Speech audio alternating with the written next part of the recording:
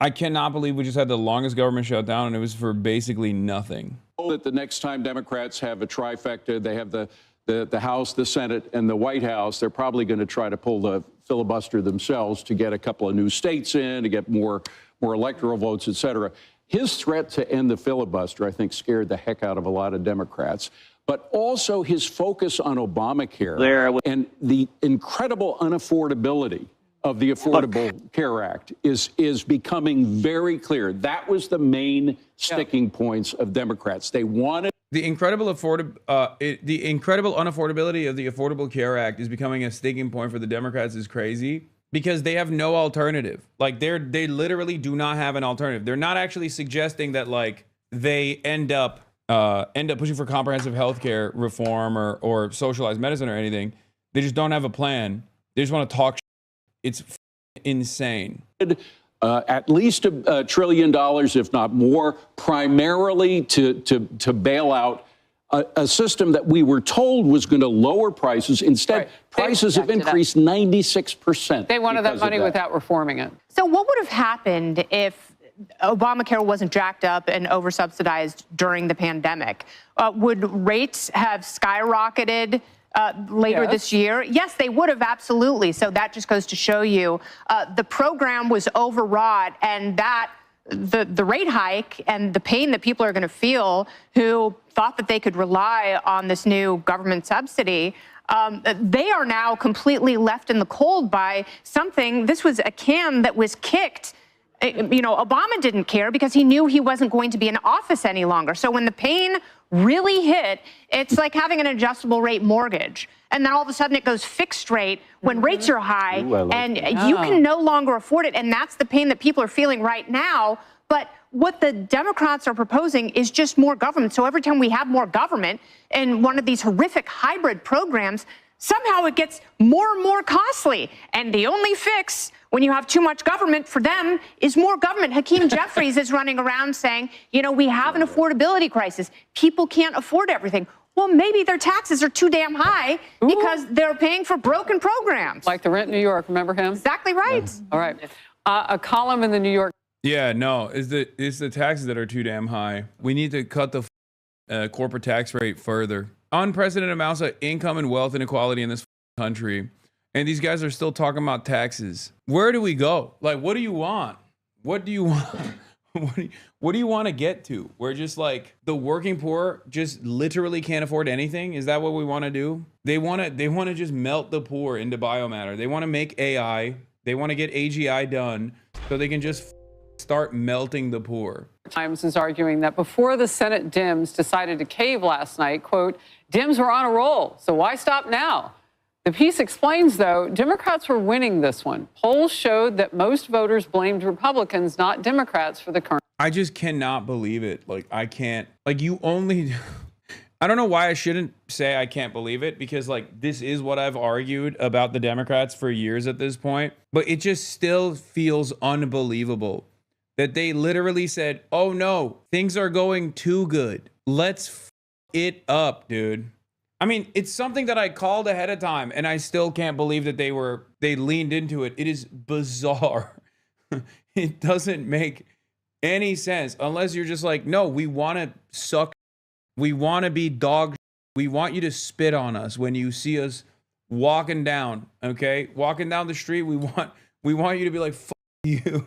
It wasn't good for a lot of normal people. Brother, understand something. Nobody wants the government to be shut down. I think it's awesome that air traffic control is reduced to like 0 people in certain towers in the country? Do you think it's awesome that people are working without pay?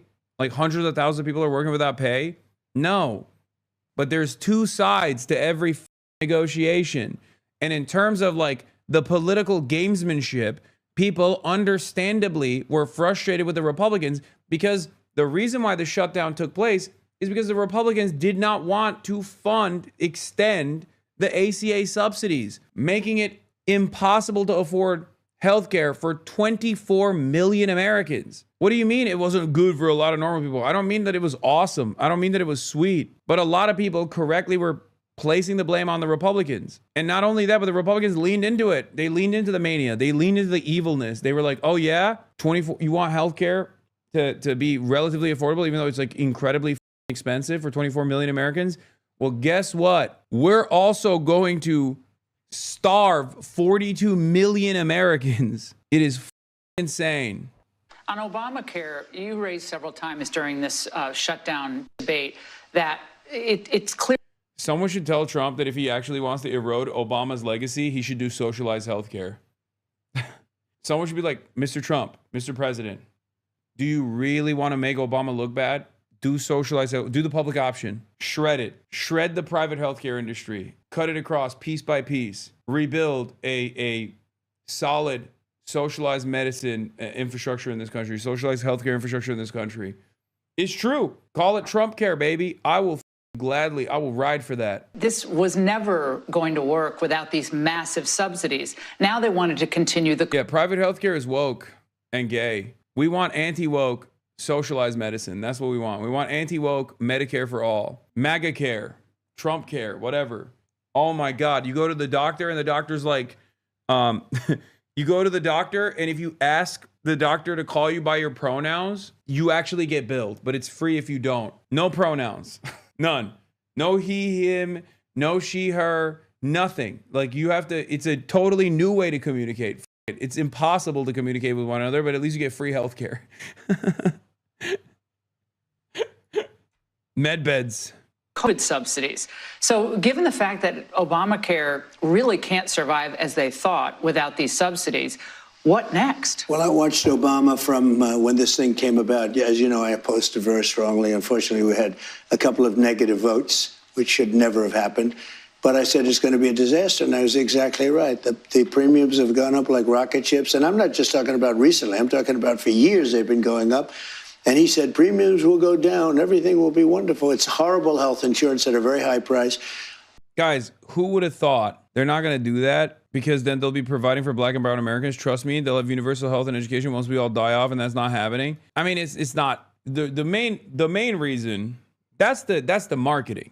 The main reason is because it's capitalism, right? Healthcare, private healthcare is a ginormous industry that doesn't need to exist, that actually feeds a lot of mouths, right? A lot of corporate executives, lobbyists, people making hundreds of thousands of dollars, if not millions of dollars a year, by basically denying people the adequate healthcare coverage that they actually paid into.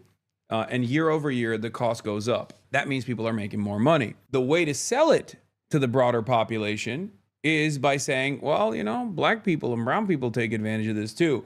And they do that. They do that every day. That's why they lie and say, oh, immigrants are taking advantage of our free healthcare, like we have any free healthcare in this country. And that's what it is. It's an effective message only in part because there's no one that's actually a lone voice or a unified front. No one that's actually putting up a unified front, rather. Sorry, not a lone voice. Advancing this like free healthcare alternative. Yeah, Trump says he's about to unveil a fantastic new healthcare plan for everyone with lower cost, better coverage, etc. He first said this just before he was inaugurated in 2017, almost 9 years ago. Yeah, any day now. It's called med beds. And what I want, and probably what you're alluding to, is the fact that I want, instead of going to the insurance companies, I want the money to go into an account for people where the people buy their own health insurance. It's so good. The insurance will be better. It'll cost less. Everybody's going to be happy. They're going to feel like entrepreneurs. They're actually able to go out and negotiate their own health insurance. And they can use it only for that reason. That's the beauty, only for that purpose. And if we did that, that would be so exciting. Call it Trump care, call it whatever you want to call it, but anything but Obamacare. Obamacare is a disaster, just like he was as a president. Call it Trump care, baby. I don't care. Do it. You can do it. You won't, pussy. After all that, a Democratic Party civil war is erupting tonight, just hours after a breakthrough on the government shutdown.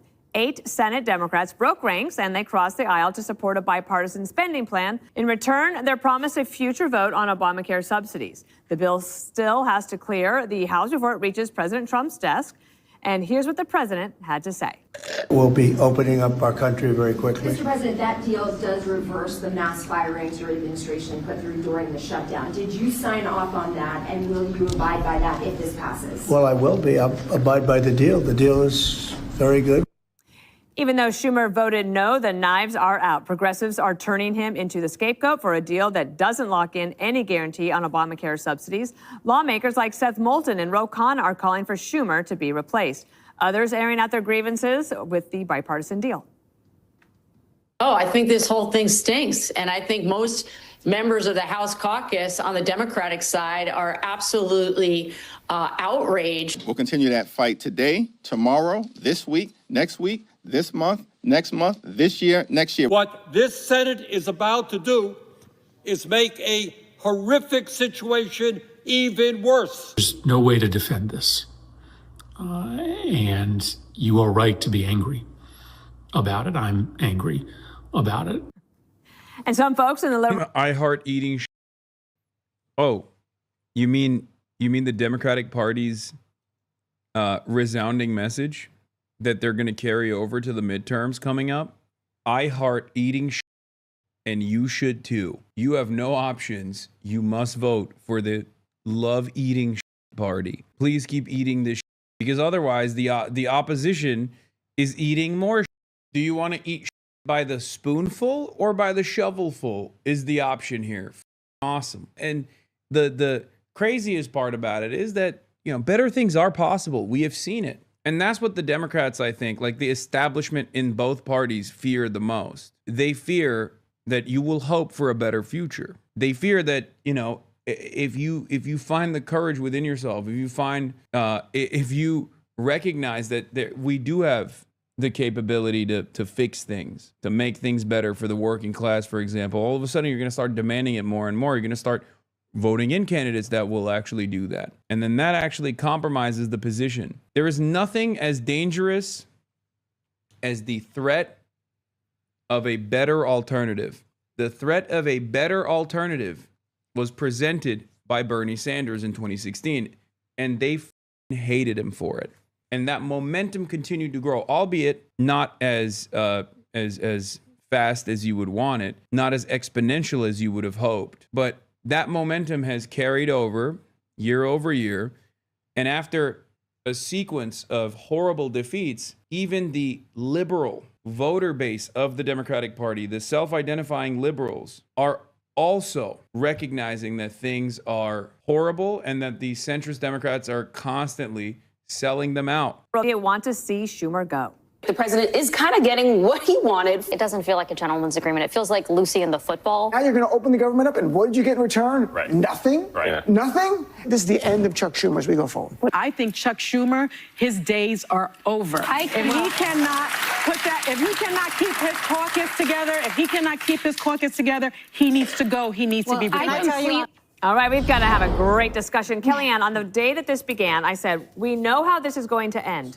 It will end with the Democrats having a cave because they don't have the votes. And in the end, it does. But Schumer walked himself into this situation. And now, do you think he'll have to go? Probably, at least as the minority leader. He's been in politics, Dana, for 50 years, and it's starting to show. So you were correct on day one. You knew how it was going to end. The question was always, when would it end? And it ended almost 40 days later with the exact deal that the Republicans offered 35 days before and were rejected by the Democrats. There's no way to spin it. They caved, they capitulated, they should claim strategic bankruptcy. This is a party bereft of leadership, of vision, of ideas. And Chuck Schumer's had a terrible week. This was just the capper.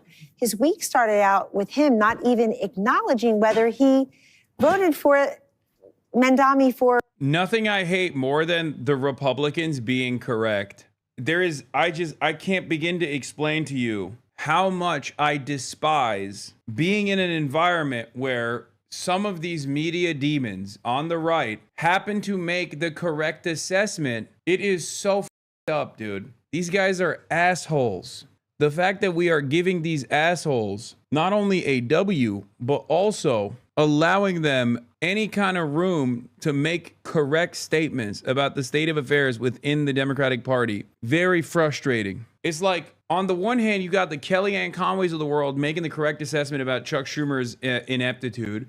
On the other hand, you got the Gavin Newsoms of the world taking advantage of the momentum and saying that the Democrats are pathetic. I hate that both, okay? I am terrified of a Gavin Newsom presidency. I think it is exactly the establishment Democrat dream I know what it looks like to live under the banner of gruesome Governor Gavin Newsom. His worst issue is the most consequential one. It's housing. And yet, more and more liberals are getting on the Gavin train because he keeps saying the right things. He keeps tapping into the frustrations that people have. It's very, very frustrating. And wouldn't even endorse him. And then, of course, he's made nobody happy. The so-called moderates, the 8 aren't happy. The progressives aren't happy. And I think if you're Schumer, you also have to realize that this did nothing for the party's identity crisis of which he is in the center. Because if the entire strategy is get Trump, he just got you. He played you completely. Dana, what I don't understand. Oh, they're closing hundreds of commissaries and trying to privatize them? I know. Speaking of which, the Trump administration is trying to create a mutiny situation. At a time of like unprecedented affordability crisis, the Donald Trump administration is actively trying to make the lives of armed service members harder, which is really funny because like on the one end, they just keep pissing off the generals, okay, by being like, you're all fat and you're all woke and you need to listen to Pete Hegseth, who's hot and sexy and young and knows what he's talking about. On the other hand, they're like, also, oh, are you guys having a hard time? Well, don't worry. We're going to make it worse by skyrocketing the price of groceries by privatizing them. Like, where does this go? I do not know, but it does seem kind of funny. It's like, it's almost like a playbook of like, what are the worst things you could possibly do? Because without the military, you're right. Like when all else fails, right? When it's utter bedlam, when it's utter chaos, there's a reason why these guys are all moving to military bases, right? They're moving to military bases because they're like, well, if the public actually inevitably rises up against us in like some sort of, you know, militant, violent revolution or something like that, you know, at least we'll be protected by the military. Okay, but you're also pissing off the military. It's just so interesting that they're not covering their bases at all. It almost feels like. And the Democrats wanted to die on this hill. It's always the hill for illegal immigrants. First, you lied that the border was secure, and you let in millions and millions and millions of them. They got all kinds of benefits the rest of us can't get. Then you stood there and said, we're going to stop lawful deportations. Who's moving to a military base? Stephen Miller did. I think J.D. Vance did, right? Marco Rubio, Kirsti Noem, Pam Bondi. It's a suspicious number of high-level administration officials that have moved to military bases. It actually is weird. It's weird as bro. Unlawful people. And now you said we're going to shut down the government to make sure that they get Obamacare subsidies and premiums. And they got absolutely nothing out of it except a headache. If you're Chuck Schumer, you've got to realize this party elected people last week in blue states who never invited Chuck Schumer or Kamala Harris or Hillary Clinton or Bill Clinton to campaign with them.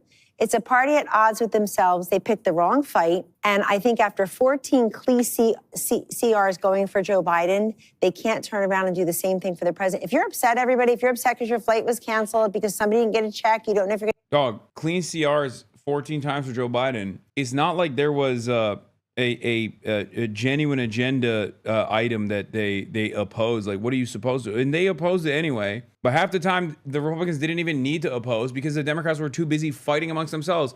The very same rotating villain structure that exists right now that is pissing off a lot of liberals existed back then too. And that made it so that like the Biden agenda was already undermined and crippled before it even got to the Republican side, before it even achieved any sort of Republican resistance. And the Republicans could stay unified and say, yeah, we don't want better things. We don't want any infrastructure spending. We don't want any spending whatsoever because the Democrats were too busy f***ing it up. You only have one party to blame, and it's the Democrats. I want to get to a bigger picture about the American people with Joey, but let me go to you first, Jessica, about this, because what are you hearing? Is there a serious drumbeat about Schumer leaving, or is that just people airing out their frustration for a day? It's going to be way more than a day. So you remember what it was like after he voted to keep the government open back in March, and people thought, okay, well, let's kind of see how this goes. And it did feel actually surrounding this issue in particular that the caucus was feeling decent about his leadership. Yes, he was not the #1 surrogate out there on the campaign trail, but Democrats were coming off of a very good electoral week. So the big tent was in, full regalia. I was at a liberal conference on Friday, and people were pretty high on the idea that we were winning races. Yes, in some blue states, but also in Mississippi. You know, I hypothesize about what a strong Dem party should have done here. I mean, I did every day. I did. There's no hypothesis. They accidentally lucked into it anyway without doing much because the people were already on board. They correctly blamed the Republicans for the shutdown. And then Democrats took ownership over it for no reason. Trump is literally as unpopular as Biden was at his worst. And the Democrats said, let's cave. Like, a lot of people will look at this and go, oh, look at these guys. They don't give a shit. Look at these libtards. They obviously don't care about people starving. It's like, dude, the Republicans don't care about people starving. That's the reason why it's this low right now. Like, what are we talking about? What are we talking about, dude? The Republicans did, like, Gilded Age parties, Great Gatsby parties on the one side, while simultaneously telling the Supreme Court, we must starve the working poor. 42 million Americans. We will take away the additional SNAP contingency that exists for moments exactly like this one. Like, they went to the Supreme Court and they forced the Supreme Court to put a pause on it, dude.